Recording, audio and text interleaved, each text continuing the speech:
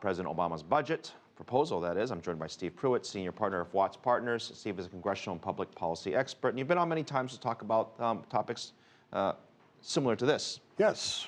And that means we talk about politics, because isn't that what this budget is about? I mean, look, the word is, it's $4 trillion. Daniel mentioned it. The Republicans, this isn't going to go anywhere, is it? Well, I like to say to folks, this is made for TV drama, and that we have a script in place vis-a-vis the 1974 Budget Act, which requires the president to submit a budget on an annual basis. There have been 40 submitted. I've seen 38 of them. I can't remember one of the 38 that I've seen that didn't arrive dead on arrival. But that's not the purpose that it's submitted for. It basically becomes a bidding game. It's like watching a chess match and wondering why someone opens with a KIA move where you put your king out. Well, I mean, that brings up a good point. Is that the game? The White House is going to ask for $100, and they hope to get 25. I'm going to list some of the ideas that have been put in place. 14% on profits from overseas, 19% on new profits. Essentially, that's the number, and that's helped to bring some of the money back into the U.S. And the reason that's possible is because the current rate is 35%. So there's plenty of room for negotiation here. Okay, the Republicans want to lower the tax rate on corporations also. So there's plenty of room for negotiation. So they could arguably say that they could agree on that, is what you're saying. Well, not on that, but they will agree on something.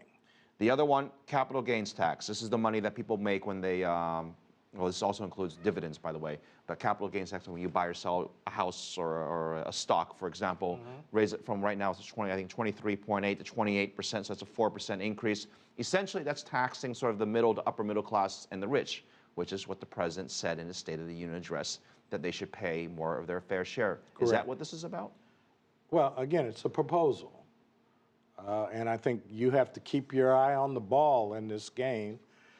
It is going to go into overtime. It will not be 4 quarters and 26 seconds left and a muff play at the end here. We're going to go all the way to overtime here. We don't have deadlines in place that force any real action before September or October. The next discussion you'll start hearing will be about a debt ceiling, raising the debt ceiling and when that has to happen. And we're basically building a script that puts budget, appropriations, debt ceiling, all in one package. This is what you're saying, what you're telling our viewers is this is the beginning of sort of dating. This is, everyone's asking for everything, and by the time they actually get married on this, it could look very different. Am I right? Well, I sure wouldn't call it dating, but... I'm making it really nice. Oh, you're making it nice. I'm trying to be peaceful here. $14 billion for cybersecurity, almost $9 billion to fight ISIL. I mean, all these seem to be places of compromise. Is that a fair statement? There are many, many areas of compromise in the budget document that the president submitted today. And I think, again, this is a plan, and it's a vision of America's spending needs from his perspective.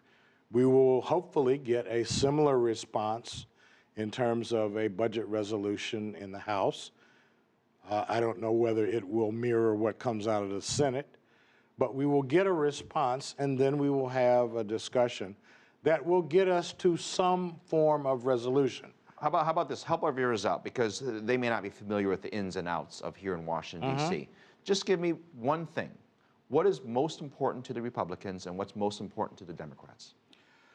I would say lowering corporate taxes and doing some refinement, if you will, for the Republicans, of the Obamacare health care program are the Republicans' primary priorities. Democrats are focusing on domestic discretionary spending. They also, to their credit, are also focusing on defense, because the defense industry and its position in terms of not only the U.S. economy, but world economy is very critical. And if you start seeing a lot of layoffs in the defense sector, it will have the same kind, if not larger impact, ripple impact of what we saw in the auto industry back in 2008 and 2009. Very quickly, for the White House, I mean, a lot of people are saying that for president, a lot of it is about his legacy. What is he want to be remembered at? What do you think is important to the president himself? What does he want to be known for in this particular budget deal? Does he have I an think agenda? he's looking for equity, fairness, some of the same themes that he outlined in a very broad sense in the State of the Union. But like many other words in the English language, those words have multiple meanings and plenty of room for negotiation and compromise. All right, an expert at the little game of Washington politics, Steve Pruitt. Thank you very much, Watts Partners. Good to see you.